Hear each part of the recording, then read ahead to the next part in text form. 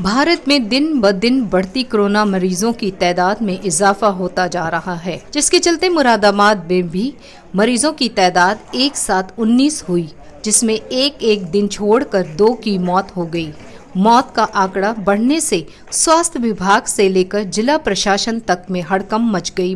बढ़ती मरीजों की तादाद को लेकर प्रशासन ने हेल्थ टीम का गठन किया, जो शहर में हॉट स्पॉट मोहल्लों में जाकर घर घर पहुंचकर लोगों का हाल जानने के साथ चेक कर रहे हैं। चल।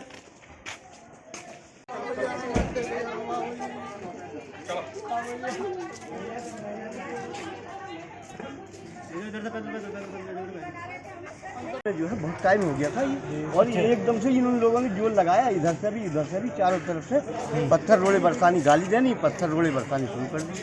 अच्छा, पुलिस में कौन था आपके साथ? पुलिस में जो है 2-3 बड़वाई थे, 5-6 सिपाही थे।